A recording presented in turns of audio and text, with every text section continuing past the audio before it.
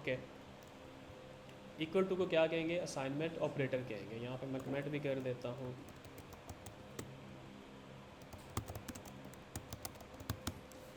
Okay, late x लिखा, it means मैंने इसको दोबारा री डिक्लेयर किया है, जो कि पॉसिबल नहीं है लेट की केस में। ओके, इट मीन्स मैं इसको दोबारा री डिक्लेयर नहीं कर सकता। इवन कि मैं इसको दोबारा री असाइन कर सकता हूँ, मैं इसकी वैल्यू 30 कर सकता हूँ यहाँ पे। ओके, ये हमारा एक ये था। और वैर के केस में अगर मैं उसको वैर डिक्लेयर किया, अभी के केस में अगर मैं इसको कंसोल डॉट लॉग वाई करूँगा तो ये अनडिफाइंड मिलेगा मुझे, मतलब इसके कोई भी वैल्यू नहीं होगी। अगर इसको ज़रूरी है कि इसे मैं एम्प्टी रखूँ या इसके अंदर कुछ ना कुछ इक्वल टू ज़रूर करूँ, अगर अनडिफाइंड से बचना चाहता हूँ तो। अदरवाइज़ मैं यहाँ पे नल भी रख सकता हूँ। नल क्या है, एक बिल्कुल मतलब खाली होगी, बट इस केस में वो डिक्लेयर हो रहा है और असाइन भी हो रहा है, लेकिन असाइन की जो वैल्यू है वो क्या है? नल है। इस केस में मैं ये भी कर सकता हूँ, एक स्ट्रिंग है बट खाली है, ये भी कर सकता हूँ, ज़ीरो कर दिया। इसी को मैं दोबारा रीडिक्लेयर भी कर सकता हूँ, रीअसाइन भी कर सकता हूँ। डेट्स ओनली पॉसिबल यूजिंग वैर। ओके, अगर मैं यहाँ पे 96 लाइन पे करता हूँ कंसोल डॉट लॉग, तो मुझे कौन सा बच्चा बताएगा कि इसकी वाई की आउटपुट क्या होगी? आप बताओ।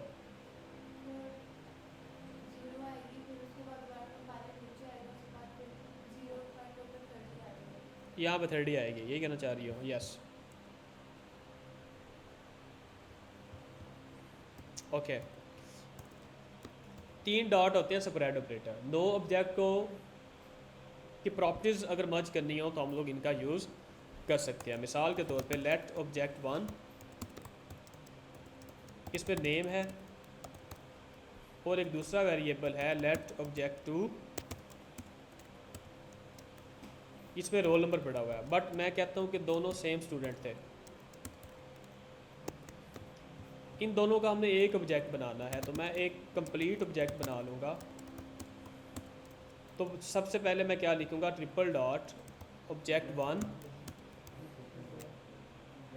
ये यहाँ से ये प्रॉपर्टी कॉपी होगी, यहाँ पे आ जाएगी, फिर यहाँ से कॉपी होगी इसकी वजह से, और वो यहाँ पे आ जाएगी। इसके अंदर नेम भी पड़ा होगा, रोल नंबर भी पड़ा होगा इसके अंदर। ओके, यही काम हम एरे के साथ भी कर सकते हैं। इसे कहते हैं स्प्रेड ऑपरेटर।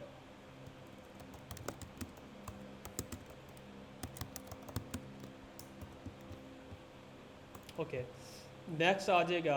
सर ये जो आपने अभी किया है, इसकी हम अगर आउटपुट देखें तो इसमें पहले नेम आएगा, name is equal to Ali, और फिर आएगा roll number is equal to 20।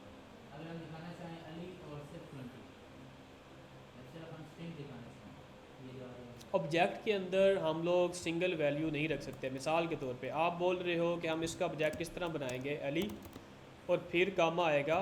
नहीं नहीं सर, आउटपुट हमें चाहिए, आउटपुट हमें चाहिए सिर्फ अली और 20। यानी कंसोल डॉट लॉग के ओके, अंदर हमें चाहिए। इसके 2-3 मेथड है, मैं दोनों तीनों यूज़ करता हूँ। नंबर 1, हम क्या करेंगे? कंसोल डॉट लॉग, यहाँ पर मैं लिखूँगा complete object dot name, fine, फिर कामा लगाऊंगा, फिर अगेन लिखूँगा complete object dot roll number, दोनों निकल आएंगे। दूसरा तरीका जो कि इससे भी अच्छा है वो है कि मैं लूप चलाऊँ। ऑब्जेक्ट में लाखों प्रॉपर्टीज़ हो सकती है ना, मैं ऐसे कैसे लिखता फिरूँगा? मैं फॉर इन लूप चलाऊँ, यहाँ पे मैं फॉर लिखेंगे, फिर हम लिखेंगे लेट की इन कंप्लीट ऑब्जेक्ट, फाइन। इससे मुझे क्या मिलेगा? इससे मुझे की मिलेगी। सबसे पहले नेम आएगा, फिर रोल नंबर आएगा। इस की जगह पे मैं एक्स भी लिख सकता हूँ, कुछ भी लिख सकता हूँ। अभी के लिए मैं की लिख लेता हूँ। ओके, तो मैंने आपको बताया था अगर हमारे पास एक वेरिएबल के अंदर की वैल्यू आ रही होगी तो हम सिंटैक्स तो यूज़ करेंगे। अब मैं यहाँ पे ये नहीं लिख सकता कंप्लीट ऑब्जेक्ट डॉट की, नहीं लिख सकता मैं। की में क्या पड़ा है? नेम। इसका मतलब कंप्लीट ऑब्जेक्ट डॉट नेम नहीं होगा, क्योंकि ये वाली जो लाइन है ना, ये पता क्या करेगी? ये इसके अंदर अगर की के नाम की प्रॉपर्टी है ना, उसको निकाल के ले आएगी। ओके, अगर वो नहीं मिलेगी तो एरर देगी। अगर हमने इस की को एज प्रॉपर्टी यहाँ पे यूज़ करना होगा तो हम ये वाला सिंटैक्स यूज़ करेंगे। अब ये क्या करेगा, कंप्लीट ऑब्जेक्ट के अंदर की के में जो भी पढ़ा होगा, मिसाल के तौर पे की में पढ़ा है नेम, तो ये यहाँ से नेम को निकाल लेगा।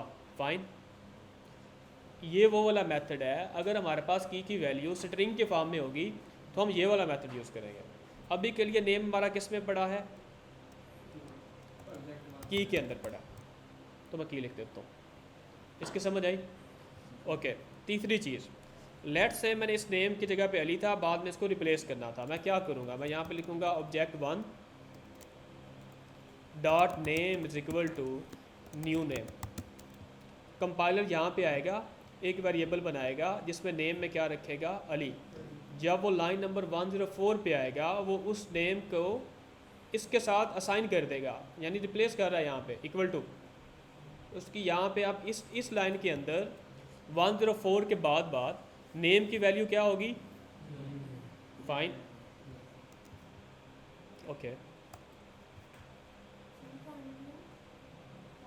जी पियो।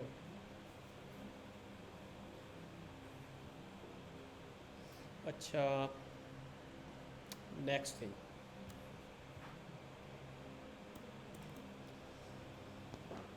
लेट से हमारे पास एक ऑब्जेक्ट पड़ा है जिसमें 100 प्रॉपर्टीज हैं, मुझे सिर्फ 2 चाहिए। मैं क्या करूँगा,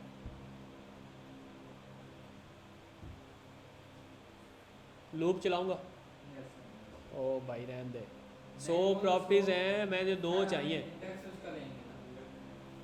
ओके, ऑब्जेक्ट में क्या इंडेक्स आता है,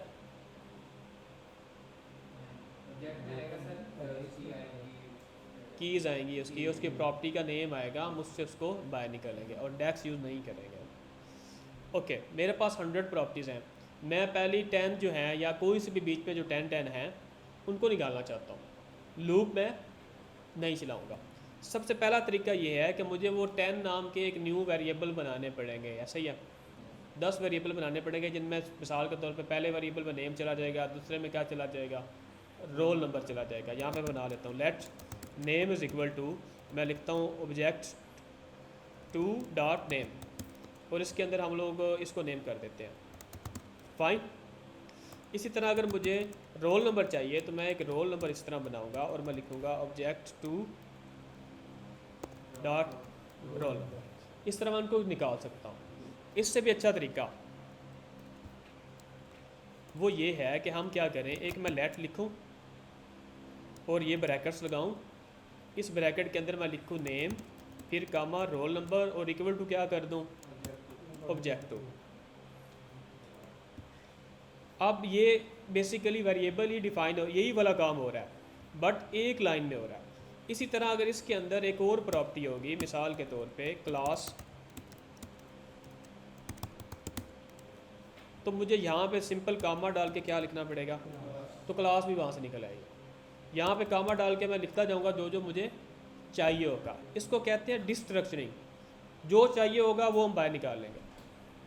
सर अगर एक ऑब्जेक्ट के अंदर 1000 यानी पड़े हैं, 1000 कीज पड़ी हैं, पहले हम यानी ऊपर वेरिएबल में जाएंगे, यानी ऑब्जेक्ट में जाएंगे, वहाँ से चेक करेंगे कि इसकी कीज क्या गया।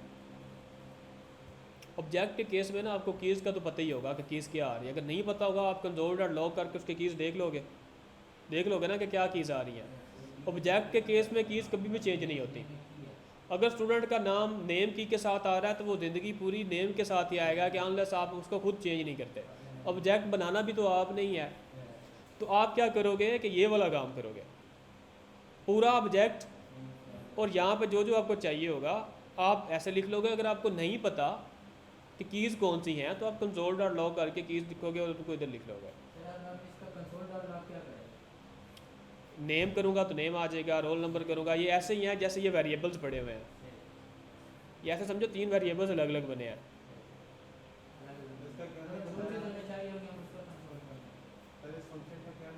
डिस्ट्रक्चरिंग, यहाँ पे मैं टाइप करता हूँ, मुझे स्पेलिंग क्या होंगे इसके, इस तरह करके होंगे यार, फर्दर गूगल कर लेना। इस तरह करके होंगे, मैं गूगल कर देता हूँ आपको।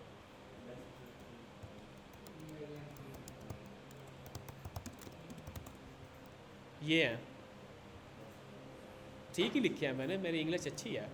नो, यहाँ पे एक एक गड़बड़ थी, ये लो, इतना तो फिर होता ही है।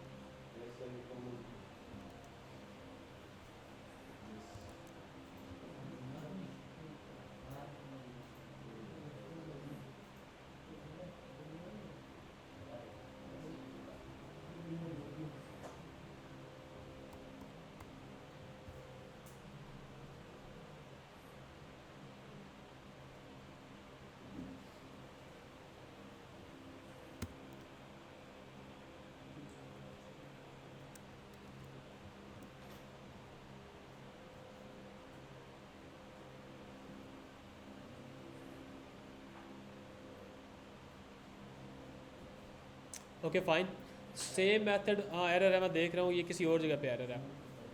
ये किसी जगह पर मैंने सेम नाम का वेरिएबल डिक्लेयर किया हुआ। नेम का ऊपर हमने डिक्लेयर किया और जो ऑब्जेक्ट ओनर में किया। वो तो की यूज है। कंसोल डॉट लॉग में एरर आ जाएगा, वहाँ पे जाके देखूंगा। ऐसे नहीं पता चला तो कंसोल में एरर आएगा, वो बाद में देख लेते हैं। इसकी समझ आ गई। इसी तरह सेम मेथड यूज़ हो सकता है एरे के अंदर। अगर यहाँ पे मैंने एक अगर ऑलरेडी की एरे बनाई हुई है तो ये वाली, बल्कि ये नंबर्स की फॉर्म में है, मैं स्ट्रिंग की फॉर्म में बनाता हूँ।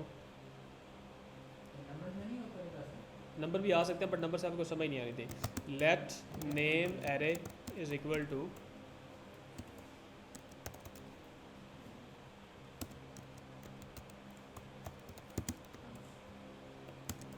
आपका नेम, आपका नेम,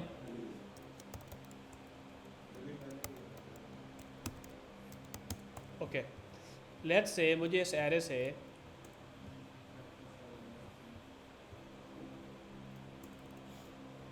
अली भी चाहिए और हमज़ा चाहिए, लेट्स से निकालना है मैंने बाहर। तो कांस्टेंट में लिखूंगा, उस केस में ये ब्रैकेट्स यूज़ हो रही थी क्योंकि ऑब्जेक्ट था, इस केस में ये ब्रैकेट्स यूज़ होंगी। सबसे पहले मैं लिखूंगा लेट्स से मैं एक्स लिख लेता हूँ, फिर वाई लिख लेता हूँ और इक्वल टू कर देता हूँ नेम एरे के। इस एक्स में चला जाएगा अली, वाई में क्या चला जाएगा अहमद। ये सीक्वेंस वाइज होगा। ऑब्जेक्ट केस में ऐसा नहीं था, चाहे वो की आगे भी पड़ी हो ना, वो निकाल लाएगा, उसमें ऑर्डर मैटर नहीं कर रहा। इसमें इसने क्या करना है, अली को यहाँ पे रखना है, इसने ऑर्डर वाइज काम करना है। यहाँ पे मैं नाम कुछ भी लिख सकता हूँ, ऐसे भी लिख सकता हूँ, अपनी मर्जी होगी। अब ये ऐसे ही है कि जैसे एक वेरिएबल बन रहा है, ये वाला सिंटैक्स ही है। लेट्स से कि यहाँ पे मैं देता हूँ अली नेम के नाम से, इसका अल्टरनेटिव सिंटैक्स लिख देता हूँ। तो मुझे यहाँ पे लिखना पड़ेगा नेम एरे 0। वही उसका टेक्स्ट हो गया। इसी तरह अगर मुझे ये वाला चाहिए तो मैं अलग से एक और बनाऊंगा और मुझे अब इस केस में नेम एरे 1 लिखना पड़ेगा। तो अली के नेम में अली चला जाएगा, अहमद के नेम में ये चला जाएगा। तो ये एक लेंथी काम है।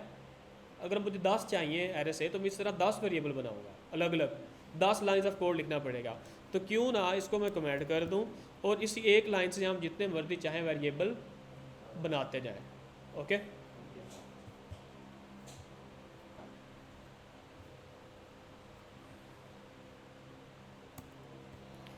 ये था, थोड़ा सा मैंने रिवाइज करवाया। अगर आप लोग खुद कुछ पूछना चाहते हो तो पूछ सकते हो, ये मेरे माइंड में था, मैंने रिकैप कर दिया। एक और चीज़ है, हम उसको जल्दी से देख लेते हैं। अगर एक मैं वेरिएबल बनाऊं, लेट्स से कि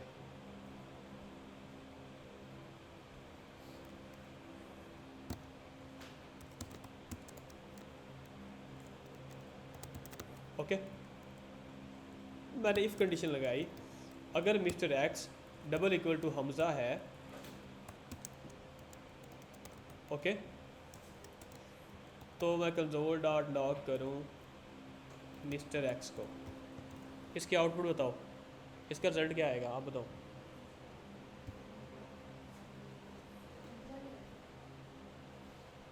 नेक्स्ट, नेक्स्ट, ओके ठीक है, हमजा ही आएगा। ओके अगर मैं एल्स लगा दूँ,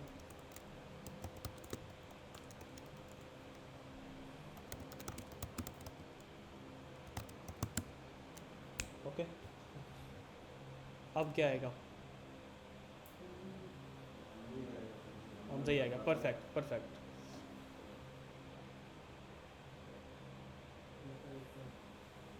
ठीक है, अच्छा इसकी समझ आ गई। इसे कहते हैं इफ एल्स। फाइन।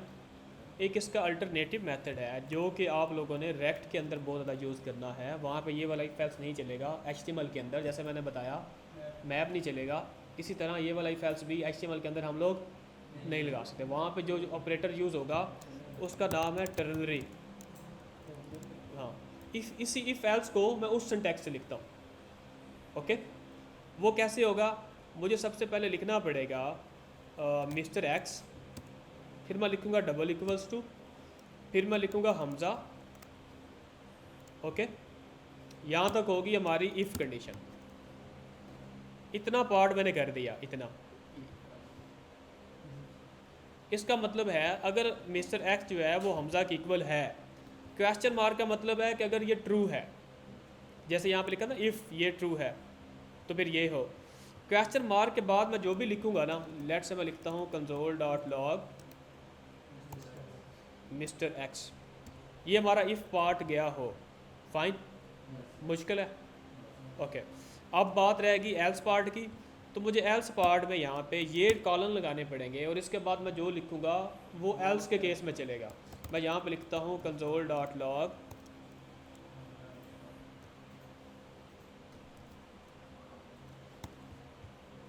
दोनों इक्वल सिंटैक्स है,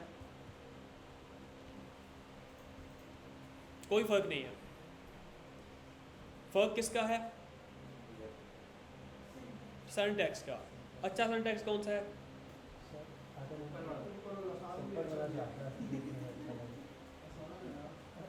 ऊपर वाला आसान है नो डाउट, बट नीचे वाला भी एक सिंगल लाइन में दोनों काम हो गए हैं, तो वो ये चीज़ मोर एडवांस्ड और ये वहाँ पे ये यूज़ करना पड़ेगा हमें, मजबूरी है हमारी। आप इफ़ एल्स भी यूज़ कर सकते हो बट उसकी एक ख़ास जगह है, वहाँ पे आप लोग वो यूज़ करोगे। एक पर्टिकुलर जगह पे वहाँ पे वो नहीं चल रही होगी तो मजबूरी है। ये कर लोगे?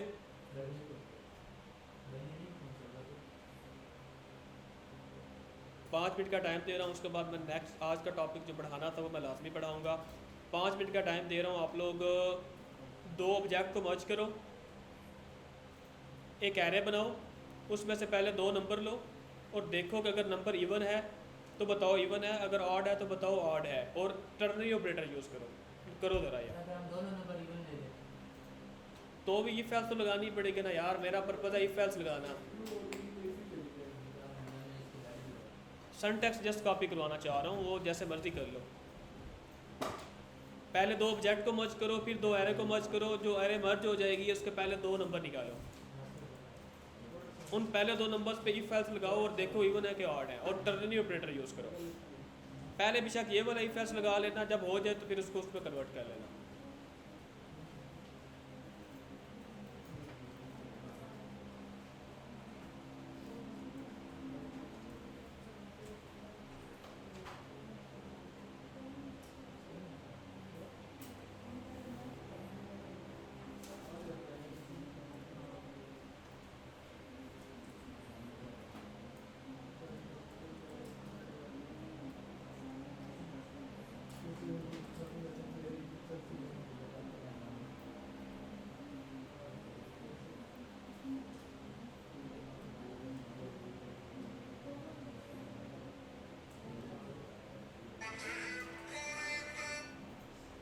सॉरी,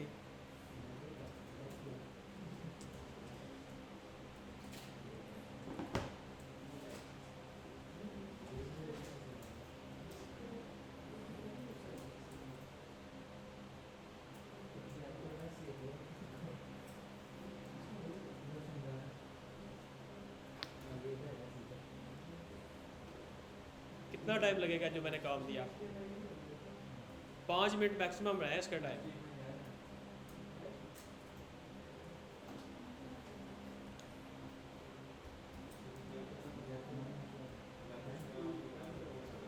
दो ऑब्जेक्ट मर्ज करने हैं, दो एरे मर्ज करनी है, और एरे के जो पहले दो एलिमेंट्स होंगे उन पे इफ एस लगानी है और देखना है कि इवन है या ऑड है।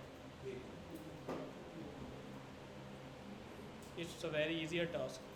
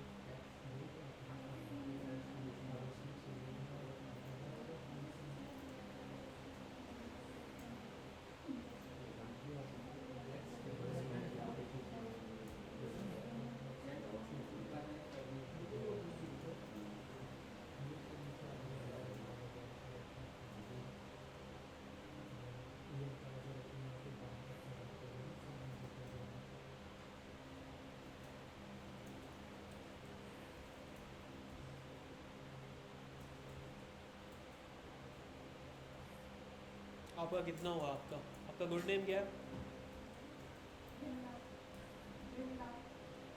इनका। तो कितना हुआ आपका? ये मैंने अब याद कर लिया, आप ये भूलेगा नहीं, क्योंकि मैंने नेक्स्ट टाइम डेली डेली पूछना होता है कि आपने कितना किया हुआ ये।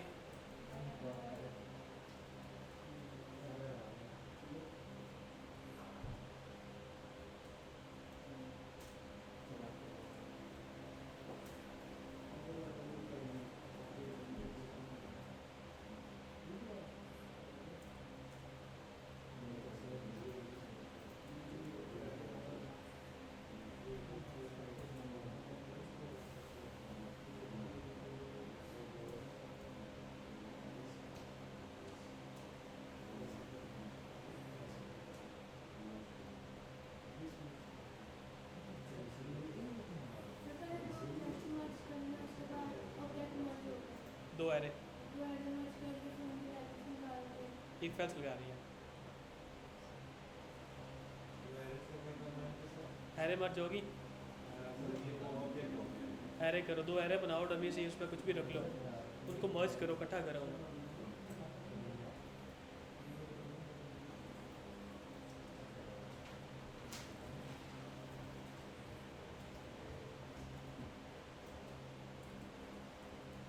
और घर के लिए असाइनमेंट ये है विदाउट स्प्रेड ऑपरेटर आपने दो एरे मर्ज करनी है।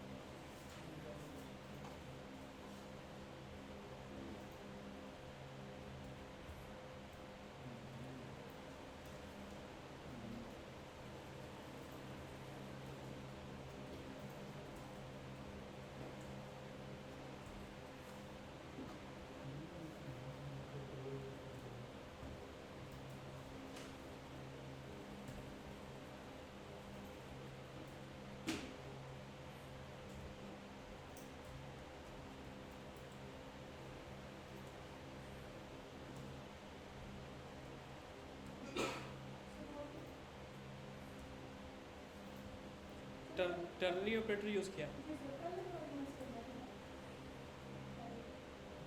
क्या मतलब? हाँ यस, अगर सारे करने होंगे तो ठीक है।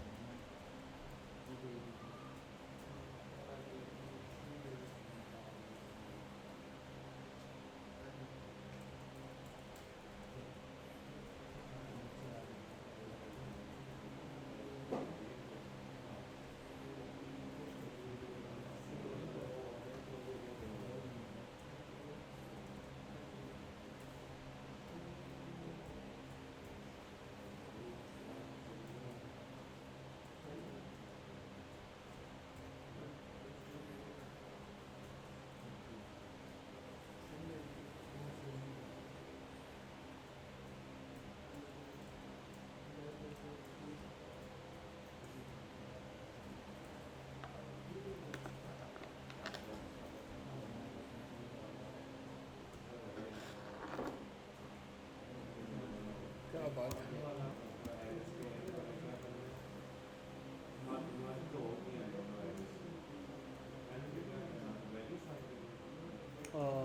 इवन आउट देखना था, टर्नी ऑपरेटर लगा के।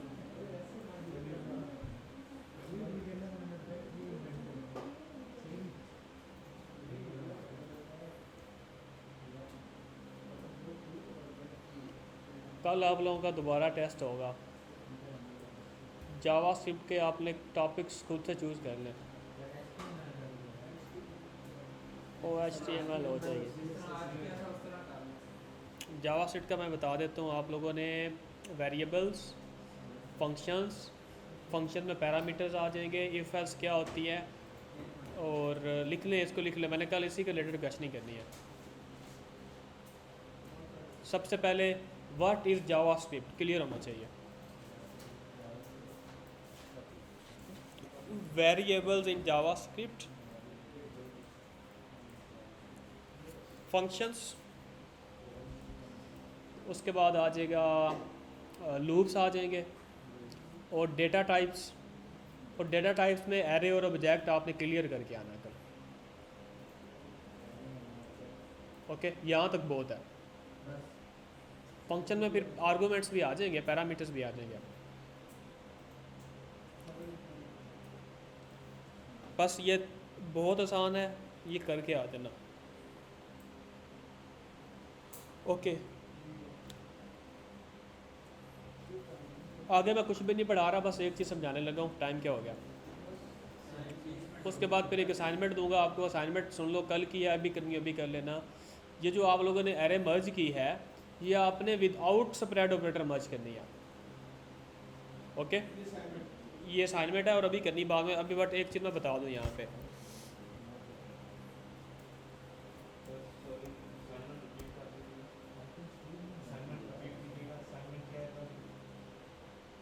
कल की नहीं अभी की है, अभी करना अगर टाइम बच गया तो। जो आप लोगों ने 2 एरर्स मर्ज की हैं वो आपने विदाउट स्प्रेड ऑपरेटर लगा के मर्ज करनी है। ये असाइनमेंट है।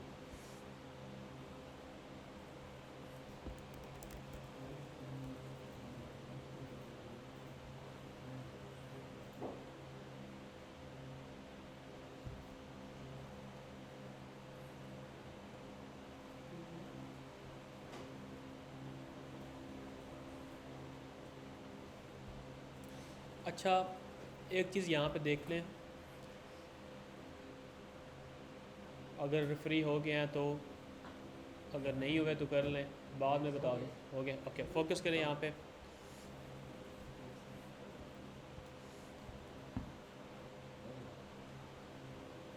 हमारे पास ना एक क्लाइंट साइड होती है, एक सर्वर साइड होती है।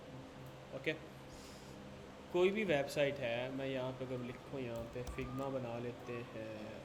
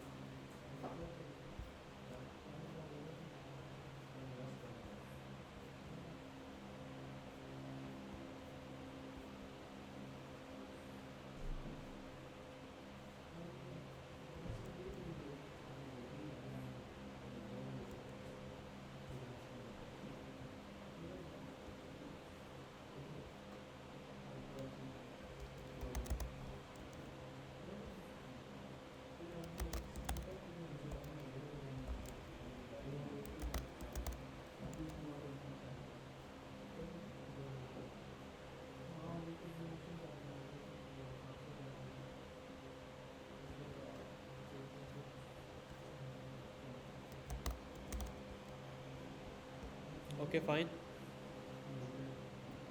जूम ठीक है। हमारे पास एक क्लाइंट साइड होती है, एक सर्वर साइड होती है। क्लाइंट साइड वो होती है जो हम यूज़ कर रहे होते हैं, जो यूज़र यूज़ कर रहा होता है। ओके, मिसाल के तौर पे कोई भी वेबसाइट ओपन हुई है, अगर मैं करता हूँ यहाँ पे, ये वाली, ये क्लाइंट साइड है, ये वाली। ओके, सर्वर साइड एक होती है। सर्वर क्या होता है इसका पता है आप लोगों को? आईटी वाले क्या कर रहा होता है? ऑपरेट कर रहा होता है। Anybody else? किसी हद तक ठीक ही है। ओके, तो सर्वर क्या किसी बंदे का नाम है? फिर कौन है? ओके, अब हमारा जितना भी डेटा होगा वो यहाँ पे इसकी डेटाबेस में, इसमें हमने डेटा स्टोर किया होगा। डेटा स्टोर करने के लिए डेटाबेसेस यूज़ होती हैं, डिफरेंट काइंड ऑफ डेटाबेसेस हमारे पास, जिसमें जो दो ज़्यादातर यूज़ हो रही हैं, एक है SQLite है, MySQL है, और एक और है MongoDB भी यूज़ हो रहा है, वो नोड जिसमें वो यूज़ होता है। सम प्रोजेक्ट जो हैं वो उसमें बने होते हैं। ये हमारी अपनी मर्ज़ी होती है कि हम डेटाबेस किस, तीनों में डिफरेंस क्या है, तीनों में स्ट्रक्चर का डिफरेंस आ जाएगा। सबसे अच्छी कौन सी डेटाबेस? जिसमें क्लाइंट बोलेगा कि मैंने ये यूज़ करनी है वो सबसे अच्छी है। ठीक है। अब जब भी हमने क्लाइंट साइड से सर्वर पे कम्युनिकेशन करनी होगी तो उसका वो क्लाइंट जो है रिक्वेस्ट भेजेगा सर्वर को, तो सर्वर जो है उसके अकॉर्डिंग डेटा उसको वापस भेजेगा। वो जो रिक्वेस्ट कैसे करनी है वो भी हम करेंगे हैंडल। यूज़र मतलब डेवलपर उसका कोड लिखेगा जिससे रिक्वेस्ट जाएगी सर्वर को, और सर्वर उसको रिस्पॉन्स कैसे करेगा वो भी हम ही करेंगे, बट वो जो बंदा कर रहा होगा उसे कहते हैं बैकएंड डेवलपर। ठीक है, जो रिक्वेस्ट को प्रॉपर हैंडल करके रिस्पॉन्स भेजेगा। अब यहाँ पे जो मैं चीज़ बताना चाह रहा हूँ वो ये है कि जो क्लाइंट और सर्वर की कम्युनिकेशन होगी ना, उस पर प्रॉपर हम लोग एक डेटा स्ट्रक्चर यूज़ करते हैं, एक डेटा टाइप यूज़ करते हैं जिसका नाम होता है जेसन। क्या नेम होता है? जेसन। उसका स्टैंड फॉर बनता है जावास्क्रिप्ट ऑब्जेक्ट नोटेशन। ये मोर ह्यूमन रीड होता है। इसको आगे हम मैं बना के भी देता हूँ। हमने जब भी सर्वर को डेटा भेजना होगा हम इसी के फॉर्म में सर्वर को भेजेंगे, और सर्वर जब भी डेटा हमें देगा वो इसी की फॉर्म में वापस करेगा। ओके, अब इसका मैं एक एग्जांपल यहाँ पे लिख देता हूँ।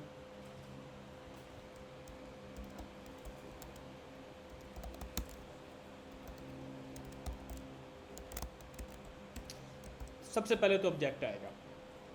ओके, ऑब्जेक्ट के बाद हमारे पास अभी का जो सीन है ना, जो हमने अभी तक पढ़ा है वो ये है, की आएगी, वैल्यू आएगी। जेसन में क्या फ़र्क होगा? जेसन में हमें नाम के ऊपर भी डबल कोटेशन लगानी पड़ेगी। ओके, जेसन की फाइल हम अलग बनाते हैं। इस तरह का हम डेटा बनाएंगे, जो भी हमारा डेटा होगा जिधर का ऑब्जेक्ट की फॉर्म है, बाद में हम उसको जेसन में कन्वर्ट करके सर्वर पे भेज देंगे। ओके ओके, इसको जेसन में कन्वर्ट कैसे होगा? यहाँ पे अगर इसको कन्वर्ट करना हो तो उसका बिल्ट इन मेथड होता है our JSON data dot, I think so ये यूज़ होगा जेसन डॉट स्ट्रिंगिफाई, और इसमें हमने आवर जेसन डेटा लिखना होगा। ओके, इसके बाद मैं इसको क्या करता हूँ, कंसोल डॉट लॉग करता हूँ, और अगर यहाँ पे जो एरर है उसको मैं ज़रा कमेंट कर लूँ।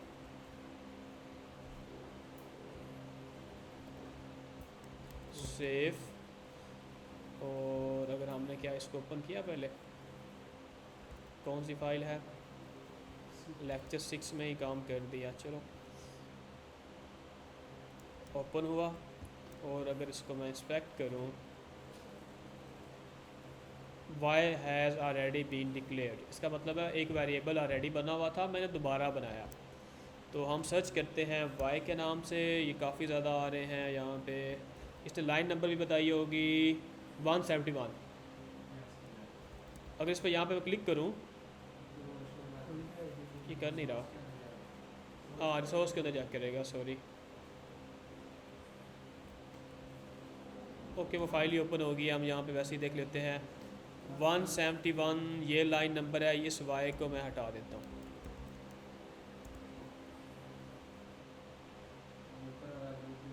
Object 2 is not define. अब ये कहाँ पे है?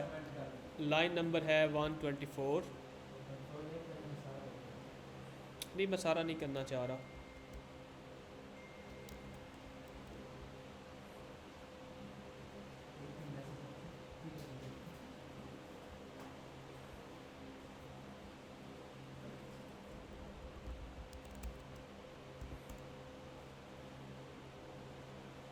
Mister x is not define. कहाँ पे मिस्टर एक्स यूज़ किया था? ये डिफाइन तो है। ओके, यहाँ पे मसला था। असल में मैं वो सेम रखता गया हूँ ना। ये चल गया, हमारा नेम हमारा आ चुका है अली।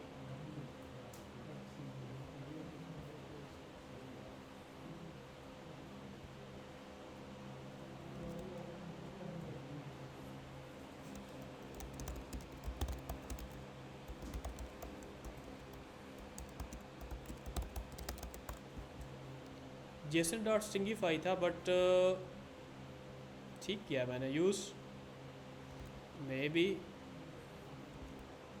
ओके, इसके यहाँ पे एक नया वेरिएबल बना लेते हैं, लेट न्यू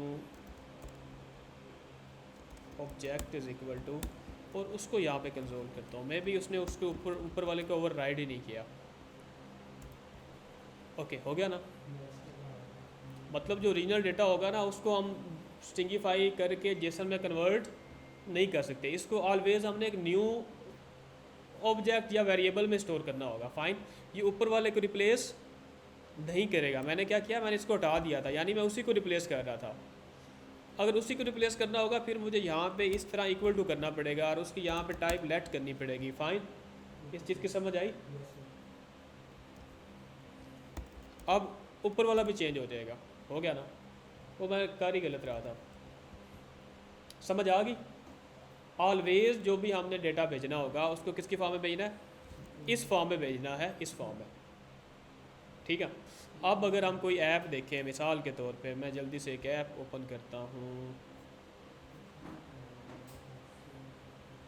ओके, ये अब एक ऐप है जिसमें लॉगिन लगा हुआ है। एक ऑब्जेक्ट बनाएंगे हम ईमेल का, दूसरा किसका, पासवर्ड का।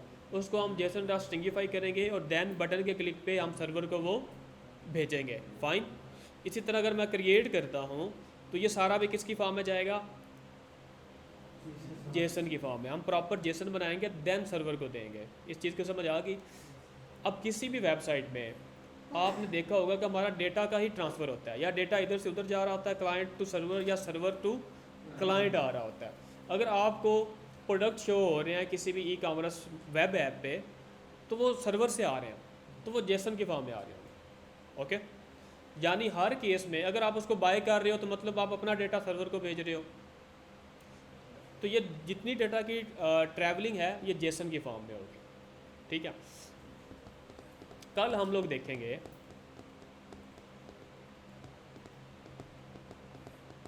आपको यहाँ से मैं डेटा भी दिखाता हूँ, एक और चीज़ भी, फेक जेसन डेटा। जस्ट हम लोग डिस्कस कर रहे हैं, मैं करने नहीं जा रहा, जस्ट अपना आप लोग क्या कर लो, माइंड बना लो। ये एक देखिए डेटा है, ये अब आ कहाँ से रहा है, ये सर्वर से आ रहा है। इसे कहते हैं एंड पॉइंट, यानी सर्वर की ये डोमेन है, आगे उसका ये एंड पॉइंट उसने डिफाइन किया हुआ बैकएंड के डेवलपर ने। अगर हम इसको कॉल करेंगे जब भी, तो हमें क्या डेटा मिलेगा, ये डेटा मिलेगा। ये डेटा देखें एरे है, एरे के 0 इंडेक्स पे क्या पड़ा है, ऑब्जेक्ट पड़ा है। ऑब्जेक्ट में यूज़र आईडी है, टाइटल है, कंप्लीटेड फॉल्स है। दूसरा ऑब्जेक्ट देखें, सेम कीज़ हैं बट वैल्यूज़ डिफरेंट हैं। अगर हम इस पर लूप चलाएं,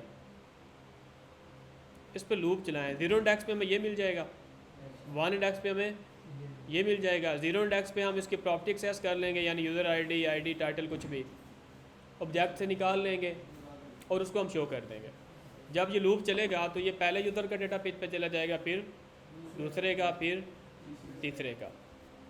फाइन, बट हमने जो ऑब्जेक्ट यूज़ किया वो इस फॉर्म में तो नहीं था। ये कौन सी फॉर्म है, जेसन की फॉर्म है। तो आपने जेसन को पहले कन्वर्ट करना है हर दफ़ा, किस में, अपने प्रॉपर जो हमारा ऑब्जेक्ट का सिंटैक्स होता है ना उसके अंदर।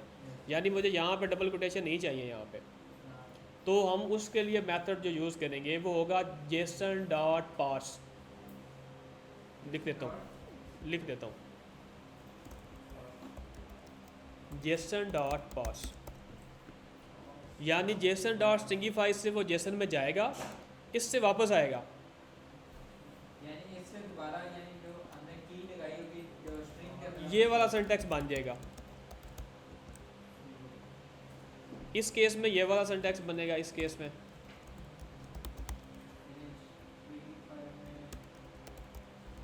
समझ आई।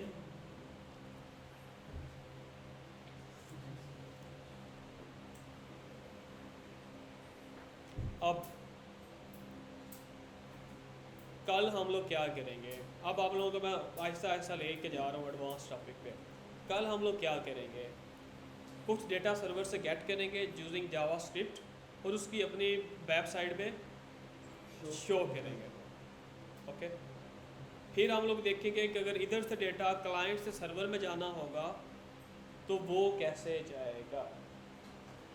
ठीक है, इसके बाद हम कहाँ मूव ऑन कर जाएंगे, रिएक्ट पे। सर अभी उसके जावास्क्रिप्ट के तो वो भी रहते हैं events.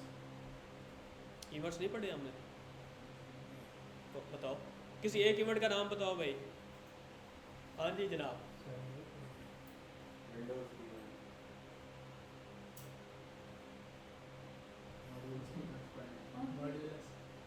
Thanks thanks next. Yes yes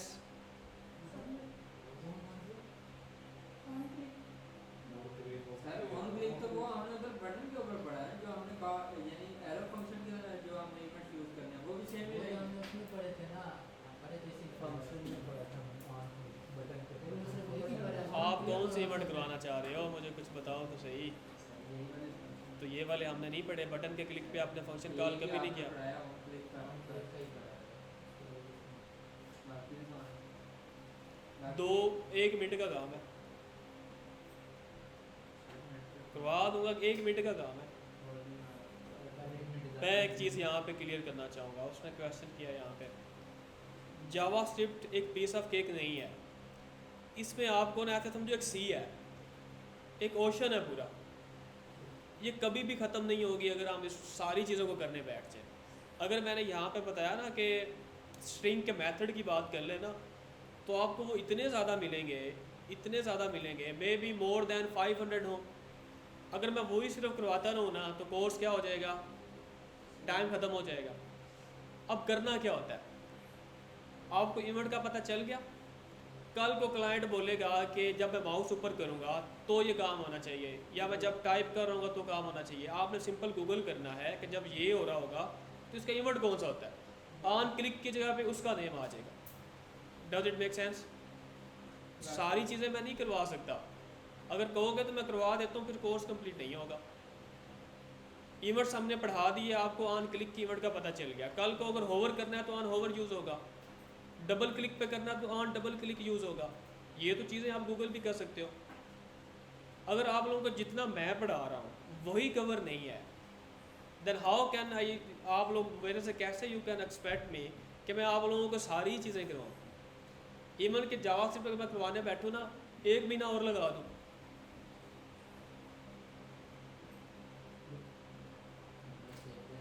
जितना मैं करवा रहा हूँ वो कवर करो, तो मुझे भी थोड़ा सा फिर मिलेगा, एज मिलेगा कि मैंने और चीज़ें आपको बाकी करवानी है। ये रहती हैं तो मैं डेफिनेटली करवाऊँगा। बट अगर आप लोगों को जो मैं करवाऊँगा वो वेरी नेक्स्ट डे आप लोग मुझे उल्टे उल्टे आंसर दोगे, तो फिर मैं यही समझूंगा कि जितना मैंने पढ़ाया वही आपके माइंड से ऊपर से गुजर गया। मतलब बर्तन में इतनी जगह ही नहीं है जितना हम लोग मिल्क डाल रहे हैं, मैं फिर रुकूंगा। Does it make sense? आप लोग सारी चीज़ें कवर करो, जितना मैं आज जितना मैंने करवाया आपको ये फिंगर टिप्स पे होगा। On the very next day definitely मैं एक आधी चीज़ एक्स्ट्रा ज़रूर पढ़ाऊँगा। आज मैंने टर्निंग ऑपरेटर पढ़ाया।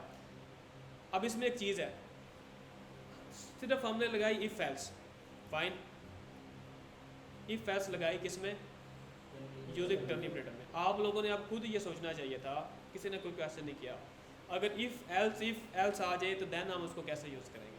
सर मैंने करना था लेकिन आपने कहा कि उसकी लोड कंडीशन और होगी, मैं आपको बाद ओके, अब आप लोगों ने इसको खुद सर्च करके आना। मैं बताने भी लगा था बट मैं रुक गया। अगर टर्निंग ऑपरेटर की समझ नहीं आएगी तो मैं आगे और बढ़ा दूँ, मैं रुक गया वहाँ पे। इसी तरह जितना जितना हम पढ़ रहे हैं अगर वही कवर होगा तो जावास्क्रिप्ट फिर भी क्लियर हो जाएगी। यही चीज़ें आगे बार बार यूज़ होनी है। अब इसमें क्लासेस भी आ जाती हैं, अगर किसी ने जावा पढ़ी हुई है तो क्लासेस भी आ जाती हैं, ऊप भी आ जाती है इसके अंदर, कंस्ट्रक्टर, वो सारे मेथड हैं, दिस कीवर्ड का काफ़ी चीज़ें हैं, बट वो बहुत कम यूज़ होती हैं। मतलब कर सकते हैं, उसका अल्टरनेटिव भी होता है। तो वो अब एक नया टॉपिक हो जाएगा, तो I will definitely skip that. जितनी चीज़ें मैं करवा रहा हूँ यही बार बार यूज़ होनी है। अगर ये आ गई तो आप लोग कुछ भी कर सकते हो। अगर कोई नई चीज़ आएगी तो आपने गूगल कर लेना है, आपको आराम से उसका बिल्ट इन मेथड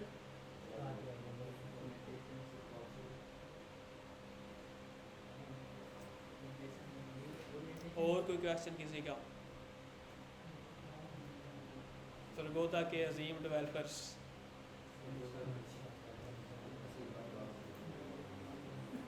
कोई क्वेश्चन नहीं है, मैं करूं?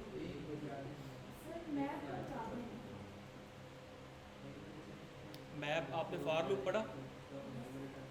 मैप, फॉर लूप और मैप में ये फ़र्क होगा कि फॉर लूप में हमें ज़ीरो इंडेक्स बनाना पड़ता है और एरे कहाँ पे जाके ख़त्म होगी वो भी सारी हमें इंडेक्स बनाने पड़ते हैं, 0 1 2 3।